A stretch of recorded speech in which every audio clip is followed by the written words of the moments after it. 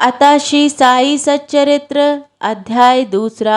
श्री गणपति नमः, श्री कुलदेवताय नमः, श्री गुरुभ्यो नमः, श्री सीताराम चंद्राभ्याम नमः, श्री सद्गुरु साई नाथाय नमः।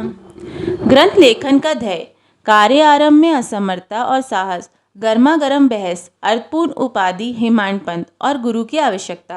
गत अध्याय में ग्रंथकार ने अपने मौलिक ग्रंथ श्री साई सच्चरित्र मराठी भाषा में उन कारणों पर प्रकाश डाला था जिनके द्वारा उन्हें ग्रंथ रचना के कार्य को आरंभ करने की प्रेरणा मिली।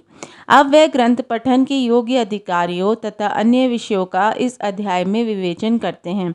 ग्रंथ लेखन का हेतु, किस प्रकार विसूचिका हैजा के रोग के प्रकोप को आटा पिसवाकर तथा उसको ग्राम से बाहर फेंकवाकर रोका तथा उसका उन्मूलन किया। बाबा की इस लीला का प्रथम अध्याय में वर्णन किया जा चुका है। मैंने और भी लीलाएं सुनी जिससे मेरे हृदय के अति आनंद हुआ और वह आनंद का स्रोत काव्य रूप में प्रकट हुआ। मैंने ये भी सोचा कि इन महान आश्चर्यजनक लीलाओं का वर्णन बाबा के भक्तों के लिए मनोरंजक एवं शिक्षाप्रद सिद्ध होगा तथा उनके पाप समूल नष्ट हो जाएंगे। इसीलिए मैंने बाबा की पवित्र जीवन गाथा और उनके मधुर उपदेशों का लेखन प्रारंभ कर दिया। श्री साईं की जीवनी ना तो उलझनपूर्ण है और न संकीर्ण ही, वरन सत्य और आध्यात्मिक मार्ग का वास्तविक दीर्घ दर्शन कराती है। कार्य आरंभ करने में असमर्थता और साहस। श्री हेमांड पंत को ये विचार आया कि मैं इस कार्य के लिए उपयुक्त पात्र नहीं हूँ।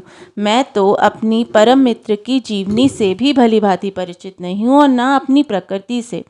तब फिर मुझ सरीका मूढ़मती भला एक महान संत पुरुष की जीवनी लिखने का दुस्साहस कैसे कर सकता है। अवतारों की प्रवृत्ति के वर्णन में वेद भी अपनी असमर्थता प्रकट करते हैं।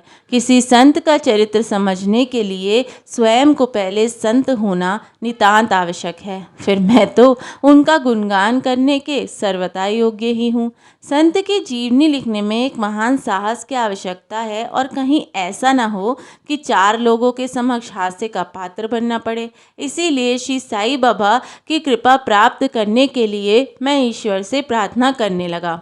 महाराष्ट्र के संश्रेष्ठ श्री ज्ञानेश्वर महाराज का कथन है कि संत चरित्र से रचयिता अति प्रसन्न होता है। तुलसीदास जी ने भी कहा है, साधु चरित शुभ से सरिस कपासु, निरस विशद गुण मय फल जासु, जो सही दुख पर छिद्र दुरावा, वंद नहीं जही जग जस पावा। भक्तों को भी संतों की सेवा करने की इच्छा बनी रहती है। संतों की कार्य पूर्ण करा लेने की प्रणाली भी विचित्र ही है।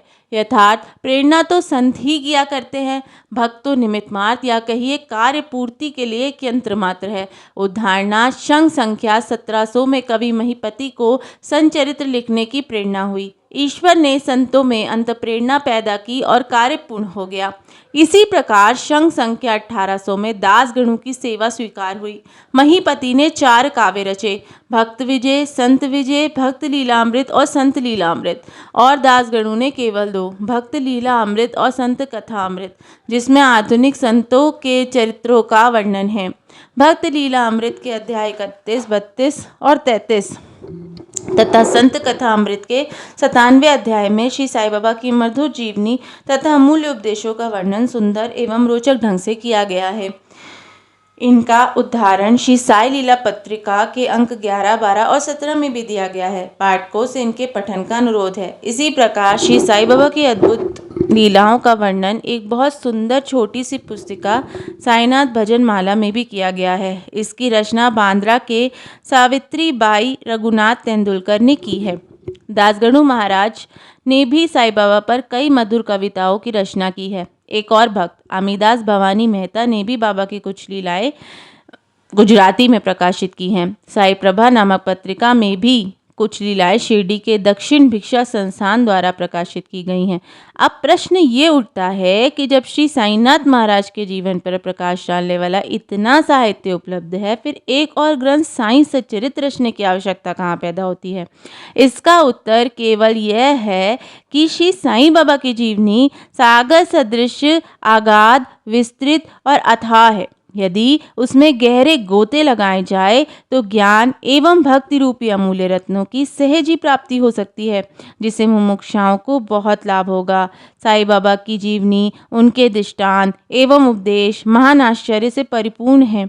दुख और दुर्भाग्यग्रस्त मानवों को इनसे शांति और सुख प्राप्त होगा तथा लोक व परलोक में श्रेयस की प्राप्ति होगी। यदि साईं बाबा के उपदेशों का, जो कि वैदिक शिक्षा के समान ही मनोरंजक और शिक्षाप्रद है, ध्यानपूर्वक श्रवण एवं मनन किया जाए तो भक्तों को अपने मनोवांछित फल की प्राप्ति हो जाएगी, अर्थात ब्रह्म से अभिन्नता, अष्टांग योग की सिद्धि और समाधि आनंद आदि की प्राप्ति सरलता से हो जाएगी। ये सोचकर ही मैंने चरित्र की कथाओं को संकलित करना प्रारंभ कर दिया। साथ ही ये विचार भी आया कि मेरे लिए सबसे उत्तम साधना भी केवल यही है।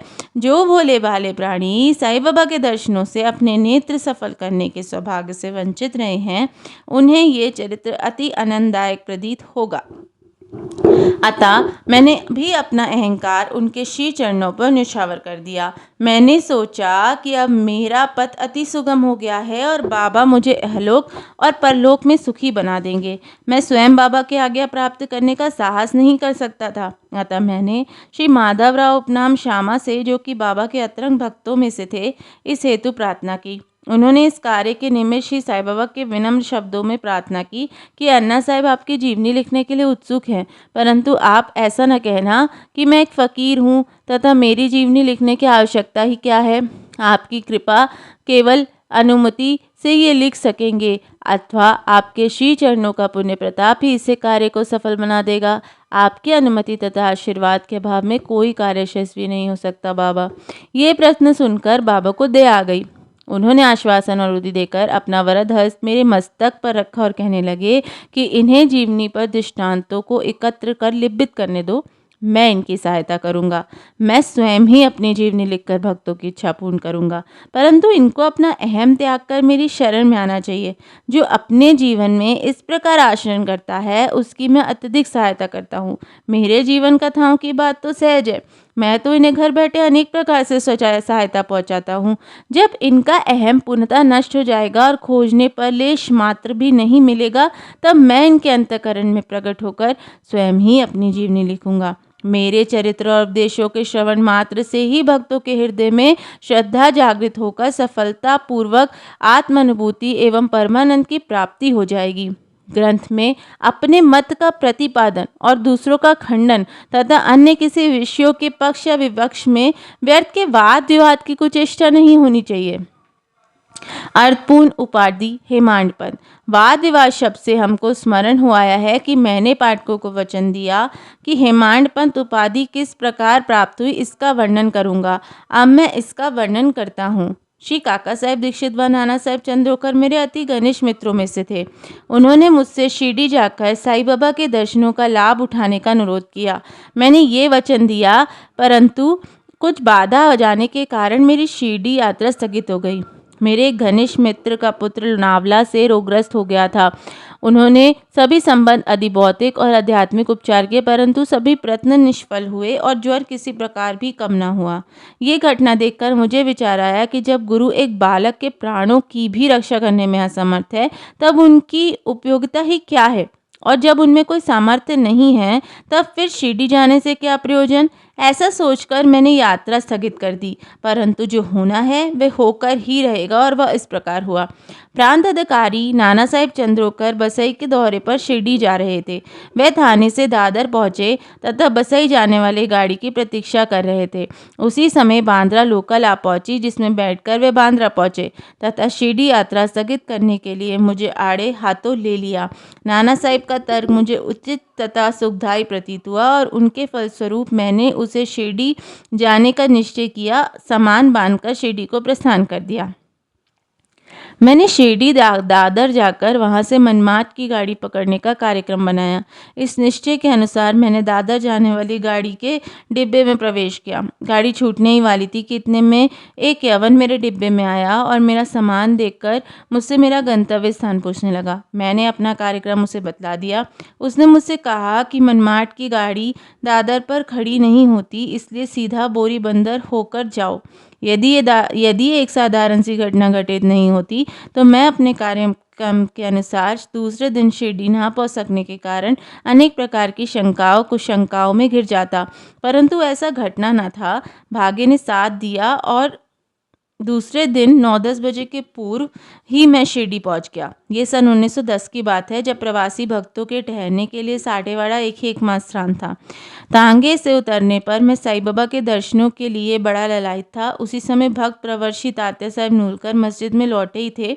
उन्होंने बताया कि इस प्रकार साईं बाबा मस्जिद के मोड़ पर ही हैं, अभी केवल उनका प्रारंभिक दर्शन ही कर लो और फिर स्नान आदि से निवृत्त होने के पश्चात सुविधा से भेंट करने जाना। ये सुनते ही मैं दौड़कर गया और बाबा की चरण वंदना की।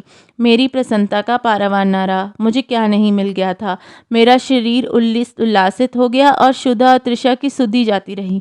जिस क्षण से उनके भवविनाशक चरणों का स्पर्श प्राप्त हुआ, मेरे जीवन में एक नूतन आनंद प्रवाह बहने लगा।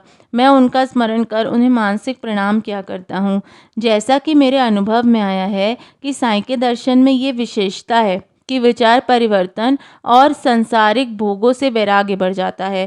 केवल गत जन्मों के शुभ संस्कारों के अतिरिक्त होने पर ही ऐसा दर्शन प्राप्त होना सुलभ हो सकता है। पाठकों, मैं आपसे शपथ पूर्वक कहती हूँ कि यदि आप श्री साईं बाबा को एक दृष्टि भर देख लेंगे तो आपको संपूर्ण विश्व ही साईं में दिखलाई पड़ेगा। गर्मा गर्म बहस। शिरडी पहुंचने के प्रथम दिन ही बाला साहिब तथा मेरे बीच गुरु की आवश्यकता पर वाद विवाद छिड़ गया। मेरा मत था कि स्वतंत्रता त्याग कर पराधीन क्यों होना, और जब कर्म करना ही पड़ता है तब गुरु की आवश्यकता ही क्या रही। प्रत्येक को पूर्ण प्रयत्न कर स्वयं को आगे बढ़ाना चाहिए। गुरु शिष्य के लिए करता ही क्या है, वह तो सुख से निद्रा का आनंद लेता है।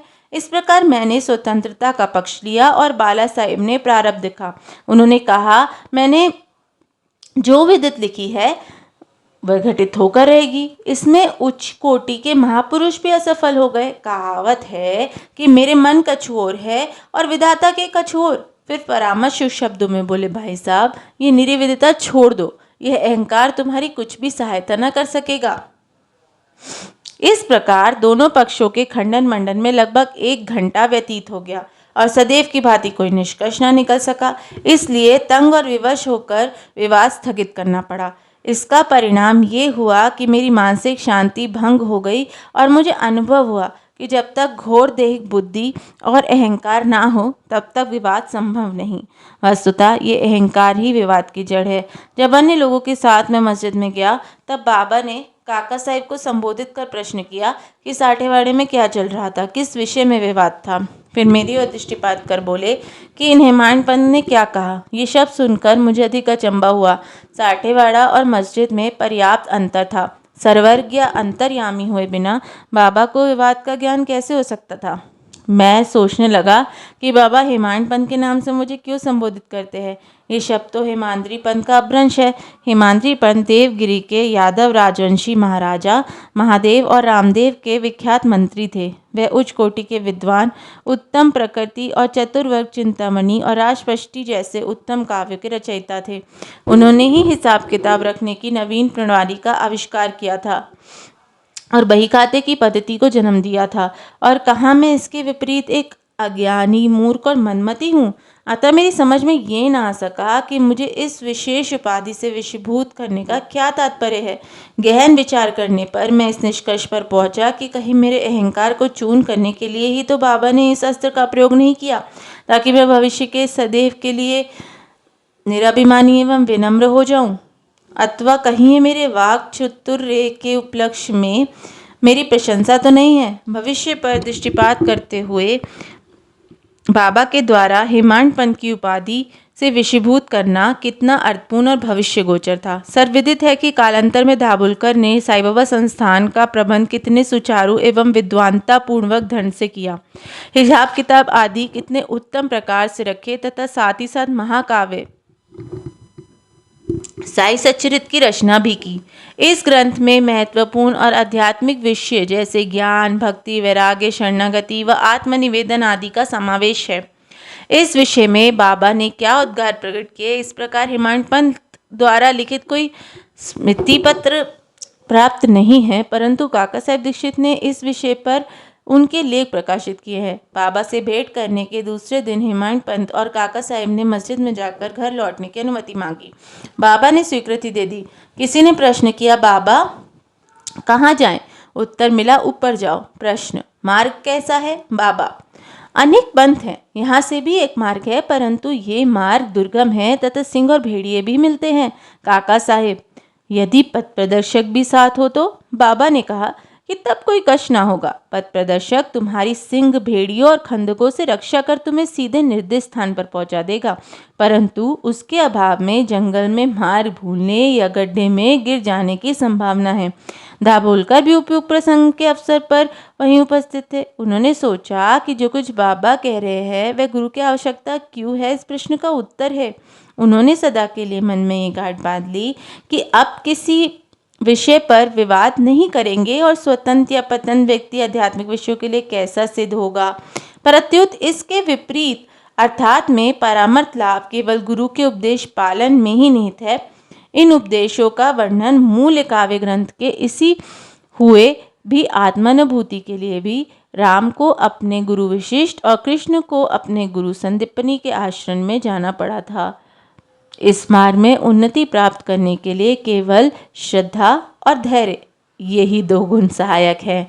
श्री सद्गुरु साईनाथ अर्पणमस्तु। शुभम भवतु। साई नारायण नारायण हरि हरि।